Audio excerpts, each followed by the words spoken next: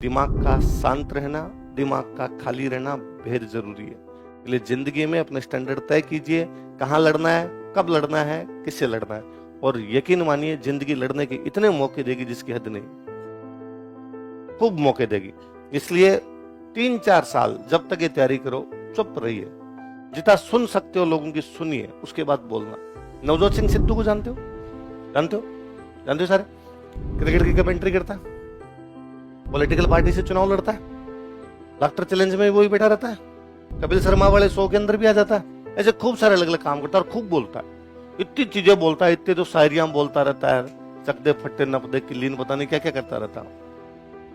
मैं कपिल देव का इंटरव्यू सुन रहा था। कपिल देव भारत के पूर्व कप्तान, जो नवजोत सिंह सिद्धू के टाइम कप्तान थे। कपिल देव ने कहा, यार मैं जब ये नया नया आया था टीम में, या जब तक ये क्रिकेट खेल रहा था, हमने इसको किसी से बोलते भी नहीं देखा।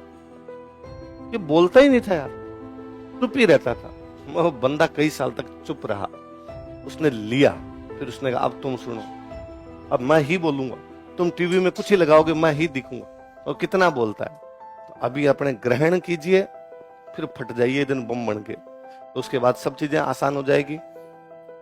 कब बोलना है, क्या बोलना है, ये भी जिंदगी तय करेगी। अभी तुम कितना भी कुछ बोल लोगे, लोग सुनने वाले नहीं होंगे। कभी सिलेक्शन हो गया, जिंदगी में अच्छे पदों पर पहुंच गए, उसके बाद अपने आप सुनने वाले होंगे, लोग तुम्हें बुला बुला के सुन लेंगे। इसलिए दिमाग खाली रखा कीजिए एकदम।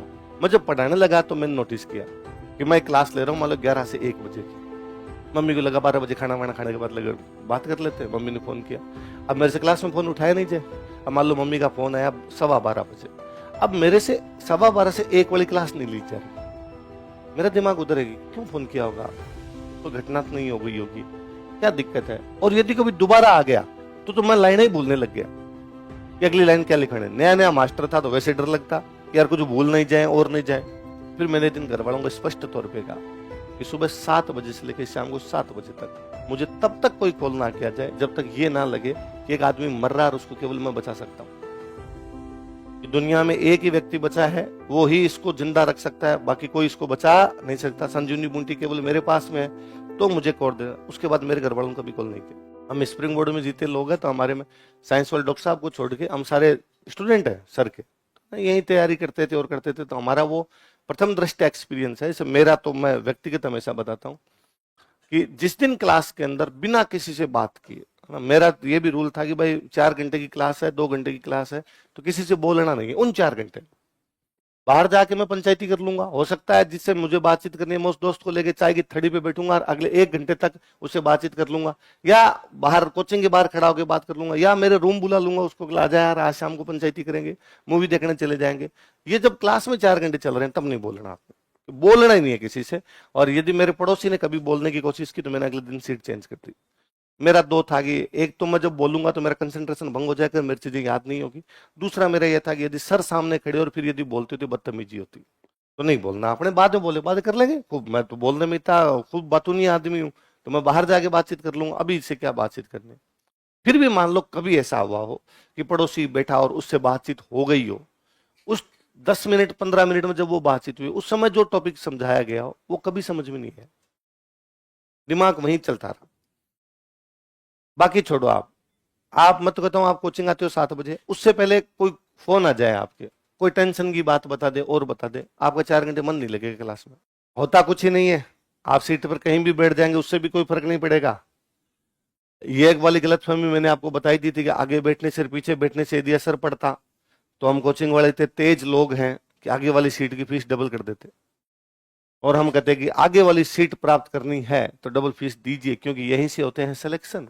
मीराबाई का नाम सुना? मीराबाई, मीराबाई के एक ब्रदर थे, उनका नाम था जयमल राठौर। क्या नाम था? मेड़ता से चित्तौड़गढ़ जा रहे थे। कहां से कहा? क्योंकि चित्तौड़गढ़ पर अकबर का हमला होने वाला था, तो वो उधर चित्तौड़गढ़ जा रहे थे। रास्ते में थोड़े बहुत सैनिक थे उनके पास में, रास्ते में जंगल से जा रहे थे। जंगल में एक डाकू रहता था, उसका नाम था मल्लू भील। क्या नाम था? मल्लू भील। मल्लू भील मिल गया उनको। मल्लू भील का काम ही था आते जाते लोगों को लूट लिया करता। और मल्लू भील ने जैसे उनको देखा, उसने कहा सरेंडर करो, रहा जो जो तुम्हारे पास रख दो इधर। जयमल, जयमल के साथ में कुछ साथी, उधर मल्लू भील के साथ में कुछ साथी। जयमल का जो सेनापति था उसने जयमल से पूछा कि अठे के बठे, अठे के यहां या वहां। और जयमल ने उसको कहा बठे। और जयमल के जितने साथी थे सब ने अपने हथियार चुपचाप रख दिए, जो जो धन वगैरह अपने पास था वो सारा रख दिया, भोजन वोजन जो साथ में था वो सारा रख दिया, और वहां से चले। तो मल्लू भील जो डाकुओं का सरदार था उसको बड़ा अचंभा हुआ इस बात का, और उसने कहा अरे अरे भैया 2 मिनट रुको यार, कौन हो तुम लोग? यार जितने तुम थे संख्या में उतने ही हम थे, हथियार तुम्हारे पास भी थे, थोड़ी हिम्मत दिखा दे, लड़ते यार, ऐसे क्या चुपचाप कायरों की तरह हथियार रख के चल पड़े। और शरीर से हट्टे कट्टे मालूम होते हो, ढंग के घर के भी मालूम होते हो, ये क्या बात की थी आपस में, उसके बाद चुपचाप हथियार रख दिए। जयमल ने कहा कि यार तू तेरा काम कर, तेरा काम डाका मारना है, डाका मिल गया तेरे को, रवाना होने यार, अब तेरे को इससे क्या मतलब है कि लड़के लिया बिना लड़के लिया सीधा रख के गए, लड़के रख के गए हम। उसने कहा ले जाओ बोले सामान, मल्लू बिल को इससे ज्यादा सामान की आवश्यकता है, भाई को तो डाका कोई और मिल जाएगा, तुम तो ये बात बता दो तुम दोनों ने भी क्या बात की थी। जयमल ने कहा देख लेट हो रही है, फटाफट तू सुन ले हमसे, जल्दी से सुन ले, हाँ बताओ क्या बात है। किसने मेरे से, सेनापति ने मेरे से पूछा था भाई इन डाकुओं को यही मारना है, इनसे लड़ना है, या वहां चित्तौड़गढ़ में जाके अकबर से लड़ना है, अपनी एनर्जी कहाँ खराब करनी है, इन डाकुओं के खिलाफ करनी है अकबर के खिलाफ करनी है। तो मैंने कहा अकबर के खिलाफ। तो हमने हथियार रख दिए कि जिंदगी में आपको पैमाने तय करने पड़ते हैं कि कहाँ लड़ना है, डाकुओं के खिलाफ लड़के खत्म होना है या अकबर के खिलाफ लड़के खत्म होना है। डाकुओं के खिलाफ लड़के मर जाएंगे तो कोई भी जानेगा नहीं, और अकबर के खिलाफ लड़ेंगे तो शताब्दियों तक याद किए जाएंगे कि यार चित्तौड़गढ़ में जाकर अकबर के खिलाफ लड़े थे। मल्लू बिल बड़ा इंप्रेस हुआ, मल्लू बिल डाका छोड़ के उनके साथ ही हो गया था, वो भी लड़ा था बाद में अकबर के खिलाफ। आपको जिंदगी में तय करना है कि या तो कोचिंग वाली सीट के लिए लड़ना है ना, या आरएस के लिए लड़ना है। होता कुछ ही नहीं है, आप सीट पर कहीं भी बैठ जाएंगे उससे भी कोई फर्क नहीं पड़ेगा। ये एक वाली गलतफहमी मैंने आपको बताई दी थी कि आगे बैठने से पीछे बैठने से यदि असर पड़ता, तो हम कोचिंग वाले इतने तेज लोग हैं कि आगे वाली सीट की फीस डबल कर देते, और हम कहते हैं कि आगे वाली सीट प्राप्त करनी है तो डबल फीस दीजिए, क्योंकि यहीं से होते हैं सिलेक्शन। चालू आदमी हम सारे है ना, भयंकर बोले तो नहीं लगते हैं तुम्हें? हाँ देखा है, हो रहे हैं बोले ऐसे कहो सर बहुत बोले हो आप है ना, तो हम आपकी फीस डबल कर देते हैं। हमने ऐसा नहीं कर रखा है, इसका मतलब कोचिंग में कहीं बैठने से तो सिलेक्शन होता, उसके लिए तो पढ़ाई करनी पड़ती है। दूसरा कि हमारे में ईगो प्रॉब्लम होती है, होता क्या वास्तव में हम इसलिए एक सीट के लिए लड़ लेते हैं कि मैं बैठा हूं तो मैं बैठा हूं, मेरे को कैसे खड़ा कर दिया जाएगा। हो सकता है आदमी में इतना ईगो आ ही जाता है कि यार मेरे कैसे खड़ा कर दिया। और मुझे ऐसा लगता है कि सुबह सुबह 7 बजे है ना हम लड़ लिए सीट के लिए, तो एक तो वो क्लास गई उस दिन की, नहीं पढ़ पाओगे, मेरी गारंटी है उस दिन कम से कम पढ़ाई नहीं होगी, घर पे जाके भी नहीं होगी। हमारे दिमाग में 100 प्रकार के आइडिया चलेंगे, उसके बाद में एक आइडिया तो ये चलेंगे कि मैं मान क्यों गया था, कूट देता ना बाहर निकलते उसको। एक आइडिया ये भी चल सकता है कि यार क्यों पंगा लिया अपन ने, अलग जाके बैठ जाते थे यार, फालतू में पंचायती नहीं होती, सर ने भी 4 बातें सुना दी। कुछ भी इस प्रकार का दिमाग में चल सकता है। दिमाग में कुछ भी चलेगा, इसका सीधा मतलब है उस दिन याद नहीं होगा आपकी। इसलिए ये तय कर लिया जाए कि अपने को क्या करना है क्या नहीं करना। मैं हमेशा ही बताता हूँ, मैं नया नया जब कोचिंग आया था तो मैं एक दिन कहीं, मैं दो दो रूममेट थे, हम 2 लोग रहते थे साथ में, तो मैं कहीं पर आके बैठा, तो एक लड़का थोड़ी देर बाद में, उसने कहा भाई यहाँ पर मैं बैठा था तो तुम खड़े हो पीछे बैठ जाओ। मैंने कहा यार मैं आया तब यहाँ, ना तो कोई रजिस्टर था ना कोई बैग था, तो मैं बैठ गया यहाँ पे। उसने कहा नहीं यार मैं बैठा था और मैं बाहर चला गया था। मैं यार तू कुछ बैग वेग रख जाता तो होता। तो उसने कहा यार पंचायत ज्यादा आती है, कहाँ ना बैठता, किस बात की पंचायत है तेरे? तो मैं तो कुछ ही नहीं बोला, मैं तो मेरे नोट्स उठाए पीछे जाने लग गया। मेरे जो रूममेट था उसने कहा कि पंचायती तू कर रहा, बाहर नहीं निकलेगा क्या? कोचिंग में रहना होता है क्या, कोचिंग से बाहर नहीं जाना होता? बाहर निकल टांगे तोड़ेंगे तेरी आज। तो उससे थोड़ी तू मैं भी, वो वापस मेरे दोस्त की तरफ बोला, तो मैंने वापस कहा यार बैठ जाएंगे कहीं बैठ जाएंगे, पर तू ये पंचायती नहीं। तो यूं कर कुरा के हम वापस पीछे, मैंने मेरे रूममेट का मैं छोड़ यार छोड़ छोड़ छोड़, फिर जाके बैठते, फिर जाके बैठ गए। पर वो मेरे दोस्त और उसके बीच में थोड़ी हॉट टॉक हुई, हॉट टॉक हुई तो बाहर जैसे ही क्लास 2 घंटे बाद खत्म हुई तो उसने वापस मेरे दोस्त को कुछ कहा, तो उस दोस्त ने वापस उसका कोई गला वड़ा पकड़ने की कोशिश की, पर 2-4 लोग और खड़े होंगे, मत्था ही नहीं वहां पे, उन्होंने छुड़ा छुड़ू दिया। ओके, मैंने उसको वापस कहा कि यार मरने दे, क्यों अपने पंचायती करनी है इससे। पर वो दिलीप सर के पास चला गया। और मैं क्लास में थोड़ा ठीक बोलता था, क्लास में सर सुनते तो मैं सुना दिया करता, नाम वाम तो कोई जानता नहीं था। उसने जाके दिलीप सर कहा कि वो एक जो लंबा सा पतला सा लड़का था क्लास में, जो क्लास में सुनाता है, उसने मेरे साथ धक्का मुक्की की है और मेरे को सीट के लेके लड़ाई की है। दिलीप सर ने मेरे को बुलाया, सर ने खूब डांटा, भयंकर तरीके से फटकारा कि लखन तो है नहीं इन घर वालों ने तुम्हें यहाँ भेज दिया, फलान टिंकड़ दिए, और कोचिंग में फीस जमा करवाने का मतलब ये थोड़ी होता तुम किसी से ये कर लोगे वो कर लोगे। मैंने एक बार आर्ग्यू देने की कोशिश की, अरे सर मेरी ऐसी कोई गलती नहीं। सर ने नहीं, सॉरी बोलो, तुम सॉरी बोलो, अब क्या, अब सॉरी बोलो। मैंने उस लड़के से सॉरी बोल दिया, उसका ईगो सेटिस्फाई हुआ, उसने मेरी तरफ यूं बड़ा वैसे देखा, गिल्ला है ना, पर मैं चुपचाप जाके बैठ गया। मैंने मेरे रूममेट को, बाद में सीनियर थे वो भैया 1 साल, हम बीकानेर में साथ ही पढ़े थे, मैंने कहा मरने दो यार, क्यों पंचायती करनी है अपने, कहीं बैठने से क्या फर्क पड़ता है, अपने वैसे पीछे ही बैठते हैं, आज यूं आगे सीट खाली दिखी थी इसलिए बैठ गए थे अपने। और वो यूं था कि भाई कुछ लोग आगे बैठ गए थे, हम घुसे, घुसते ही वो जहां सीट दिखी थी वहां बैठ गए, वरना पहले हम जल्दी आते थे, जल्दी इसलिए आते कि पीछे बैठेंगे, आराम से दिखता वैसा पीछे बैठ जाएंगे। तो मैं आज यार बैठ गए थे, कल से अपने पीछे बैठेंगे, आगे बैठना ही नहीं है, ये पंचायती अपने करनी ही नहीं। बात आई गई हो गई, बैच खत्म हो गया। हम उन भैया से कभी, वो जिनसे भी थोड़ी बहुत हमारी बात हुई, उनसे हम कभी नहीं बोले, वो हमसे कभी नहीं बोले। मेरा दोस्त तो फिर भी उल्टा टेढ़ा देखता भी रहता था, मैं तो इग्नोर ही मारता, मरने दो यार। 2-3 साल बीत गए उस बात को, भूल भाल गई चीजों को। वो पता नहीं उस बैच समाप्त होने के बाद मत फिर भी कोचिंग आया करता था। उनका शायद प्री नहीं हुआ था, मेरा उस साल प्री हो गया था, तो मैं मेंस देने लग गया था, उनका नहीं हुआ, तो वो नहीं आने, मेंस वाले बैच में नहीं आते, मेरे को नहीं दिखे। उसके बाद 3-1 साल बाद मैं पढ़ाने लग गया था। एक दिन मैं सुबह सुबह 7 से 9 वाली क्लास लेने के लिए गया, तो वो क्लास में बैठे थे। उस दिन अपना ईगो सेटिस्फाई था भाई, नहीं पर लड़ाई है जी, आप कहाँ लड़ना चाहते हो, क्या लड़ना चाहते हो। वो भैया भी 2 घंटे, मैंने कुछ ही नहीं कहा उनको, बैठे थे जैसे बाकी स्टूडेंट को पढ़ाया, वो भी पढ़ लिए लिख लिए, पर 2 घंटे बाद उसके बाद वो क्लास नहीं आए कभी। उस बंदे को भी तो लगा होगा ना, है ना।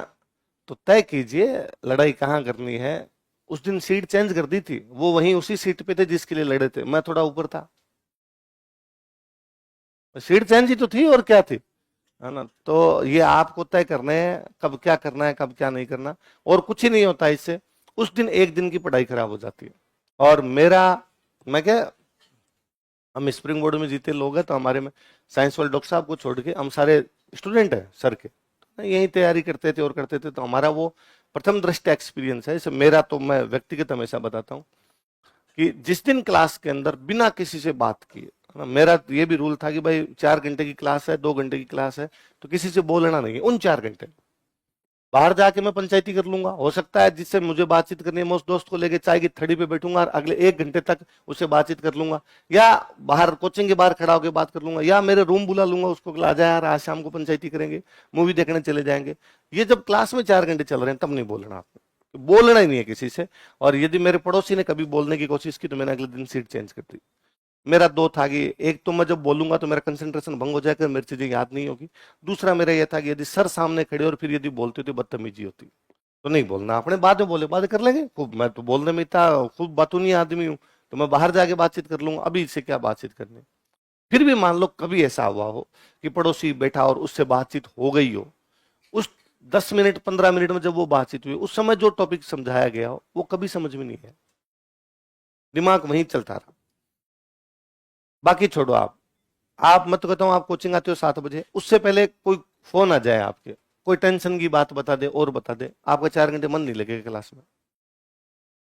मैंने जब पढ़ाने लग गया था ना, अब जब तक नहीं पढ़ाता था तब तक रूटीन तो था नहीं, तब तक तो ये था भाई कोचिंग आते थे चले जाते, शाम का बैच है तो मैं लगभग शाम के बैच में आया, कभी सुबह नहीं आया कोचिंग, बहुत थोड़े टाइम के लिए कभी किसी बैच में आ गया हूँ तो भले ही, बाकी शाम को आता था। तो अब घर वालों का फोन कभी भी आ सकता, घर वाले तो कभी भी कर सकते, हालांकि कम ही करते हैं मुझे, पर फिर भी कभी कर लेते भाई, दिन में भी कर लिया मम्मी ने फोन, कभी शाम को भी कर लिया। मैं जब पढ़ाने लगा तो मैंने नोटिस किया कि मैं क्लास ले रहा हूँ मान लो 11 से 1 बजे की, मम्मी को लगा 12 बजे खाना वाना खाने के बाद लगे बात कर लेते, मम्मी ने फोन किया, अब मेरे से क्लास में फोन उठाया नहीं जाए, अब मान लो मम्मी का फोन आया 12:15 बजे, अब मेरे से 12:15 से 1 वाली क्लास नहीं ली जा रही, मेरा दिमाग उधर है कि क्यों फोन किया होगा, कोई घटना तो नहीं हो गई होगी, क्या दिक्कत है। और यदि कभी दोबारा आ गया तो मैं लाइन ही भूलने लग गया कि अगली लाइन क्या लिखना है, नया नया मास्टर था तो वैसे डर लगता कि यार कुछ भूल नहीं जाए और नहीं जाए। फिर मैंने दिन घर वालों को स्पष्ट तौर पे कहा कि सुबह 7 बजे से लेकर शाम को 7 बजे तक मुझे तब तक कोई कॉल ना किया जाए जब तक ये ना लगे कि एक आदमी मर रहा है और उसको केवल मैं बचा सकता हूँ। कि दुनिया में एक ही व्यक्ति बचा है, वो ही इसको जिंदा रख सकता है, बाकी कोई इसको बचा नहीं सकता। संजीवनी बूटी केवल मेरे पास में है, तो मुझे कॉल देना। उसके बाद मेरे घर वालों ने कभी कॉल नहीं किया। मेरे से आज भी क्लास में फोन नहीं उठाया जाता नवीन जी के अलावा किसी का। नवीन जी का फोन मैं इसलिए उठा लेता हूं कि कई बार वो इस प्रकार का मैसेज देते हैं कि आज इस क्लास को अभी 9 बजे मत छोड़ देना, 9:15 तक लेना। तो मुझे लगता है सीट चाहिए तुम्हें, आगे आओ, पीछे खाली बातें सुनने से नहीं होगा, बिठा भाई। तो नवीन जी हमेशा आगे भाई 9 बजे क्लास छोड़नी है, नवीन जी मुझे कहते हैं डॉक्टर साहब तो 9:30 आएंगे सर, तो आप थोड़ी सी 15 मिनट एक्स्ट्रा क्लास ले लेना। तो मेरे वो रहता है कि हाँ भाई एक्स्ट्रा क्लास लेनी है, तो उनका फोन उठा लिया, बाकी मेरे से फोन नहीं उठाया जाता, इधर आ जाओ। तो कारण है कि वही कि फोन उठाते कंसंट्रेशन भंग हो जाएगा, फिर क्लास नहीं ली जाएगी अपने से। जो कि मुझे लगता है कि क्लास लेना अपने आप में एक आनंद का सा होता है, उसमें मैं जितनी रो में रहूंगा, जितना मेरे घेटों के अंदर रहूंगा, जो मेरे दिमाग में उसी में चलता रहूंगा, तो मैं ढंग से क्लास ले पाऊंगा। ढंग से का मतलब है जो मुझे आता है मैं आप तक डिलीवर कर दूं, जैसा मुझे आता है वैसा डिलीवर कर दूं, तब तो आपकी चीजें याद होगी। मैं कहता हूं एक दिन मैं टेंशन में आके आपकी क्लास लेके चले जाऊं, मैं तो छोड़ो फिर भी 2 घंटे ले जाऊंगा, आपको उस दिन याद नहीं होगा। आपको लगेगा आज सर ने केवल लिखाया है। जबकि ये मैं नॉर्मल आता हूं, क्या है हिस्ट्री में क्या समझा, कोई समझाने वाली बात होती है? साइंस चलो समझाने वाला सब्जेक्ट है, क्या समझाना है इसमें? पर फिर भी हम चार इधर उधर की बातें करते हैं। हम यूं कि भाई बंजारे कौन होते हैं, मैं आपको यूं एग्जांपल देता हूं कि भाई क्रिकेट खेलते थे बचपन में, शाम को घर आते, दिन में नहीं आते, तो भी मम्मी कहती क्या बंजारों की तरह घूमते रहते हो, क्या है ये, कोई बात है क्या? पर ठीक है एग्जाम्पल है। अब अपने दिमाग में सेट होता है कि बंजारे मतलब जो घूमते रहते हैं वो कौन होते हैं? बंजारे। ये क्वेश्चन आता है घुमक्कड़ व्यापारियों को क्या कहा जाता है? बंजारा कहा जाता है। अपने दिमाग में चीजें जुड़ती है, जब याद करते हैं तब हो जाता है। इसलिए दिमाग का शांत रहना, दिमाग का खाली रहना बेहद जरूरी है। इसलिए जिंदगी में अपने स्टैंडर्ड तय कीजिए, कहाँ लड़ना है, कब लड़ना है, किससे लड़ना है। और यकीन मानिए जिंदगी लड़ने के इतने मौके देगी जिसकी हद नहीं, खूब मौके देगी। इसलिए 3-4 साल जब तक ये तैयारी करो, चुप रहिए, जितना सुन सकते हो लोगों की सुनिए, उसके बाद बोलना। नवजोत सिंह सिद्धू को जानते हो? जानते हो? जानते हो सारे? क्रिकेट की कमेंट्री करता है, पॉलिटिकल पार्टी से चुनाव लड़ता है, लाफ्टर चैलेंज में वही बैठा रहता है, कपिल शर्मा वाले शो के अंदर भी आ जाता है। ऐसे खूब सारे अलग अलग काम करता है और खूब बोलता है, इतनी चीजें बोलता है, इतनी तो शायरियां बोलता रहता है, चकदे फट्टे नपदे किलीन पता नहीं क्या क्या करता रहता है।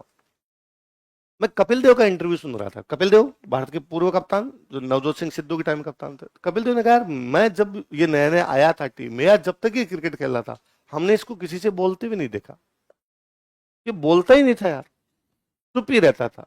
वो बंदा कई साल तक चुप रहा, उसने लिया, फिर उसने कहा अब तुम सुनो, अब मैं ही बोलूंगा, तुम टीवी में कुछ ही लगाओगे मैं ही दिखूंगा। और कितना बोलता है। तो अभी अपने ग्रहण कीजिए, फिर फट जाइए दिन बम बन के, तो उसके बाद सब चीजें आसान हो जाएगी। कब बोलना है, क्या बोलना है, ये भी जिंदगी तय करेगी। अभी तुम कितना भी कुछ बोल लोगे, लोग सुनने वाले नहीं होंगे। कभी सिलेक्शन हो गया, जिंदगी में अच्छे पदों पर पहुंच गए, उसके बाद अपने आप सुनने वाले होंगे, लोग तुम्हें बुला बुला के सुन लेंगे। इसलिए दिमाग खाली रखा कीजिए एकदम। और तुम तो सुबह वाला बैच तो लेते इसलिए हो, ज्यादातर बच्चे तो ये सुबह सुबह पढ़ाई हो जाती है, फिर सुबह सुबह आके लड़ लेते हो। तो फिर तो उल्टा कर दोगे सर, सुबह सुबह लड़ाई हो जाती है, सुबह सुबह पढ़ाई नहीं होती, ढंग से लड़ाई हो जाती है थोड़ी। तो नहीं करना, अपने सीटों के लिए क्या लड़ना है यार। कोई आके बैठ भी गया, मैं कहता हूं कई बार ऐसा होगा कि आपकी कोई गलती नहीं, सामने वाले की गलती है, दूसरे की गलती है, वो आके बैठ गया, तो भी अपने उतना ही चिल रहना, उतना ही कूल रहना, चुपचाप कॉपियां उठानी, जहां जगह दिखे वहां भी जाके बैठ जाना, कोई नहीं फर्क पड़ता। उल्टा मैं कहता हूं जो सबसे पीछे बैठा उसको सबसे अधिक समझ आएगा। कुछ भी नहीं है एकदम भी। मैं तो कोई सैकड़ों क्या हजारों विद्यार्थियों को जानता हूँ जो क्लास में सबसे पिछले वाली लाइन में जाके बैठे होंगे और फिर भी अच्छे सिलेक्शन हुए, कोई फर्क नहीं पड़ता, उल्टा पीछे ज्यादा ठीक दिखता है। ये सब मन की भ्रांतियां हैं कि एकदम यूं छाती पे जाके बैठ जाएंगे तो ही अपने समझ में आ जाएगा। मैं ऐसे होता तो यहां बैठ जाऊं, टेबलें एक एक यहाँ और लगा लो, एकदम मेरे ऊपर ही चढ़ जाओ, यूं शर्ट फाड़ लो, किला समझा, उधर मत बता मुझे बता पहले,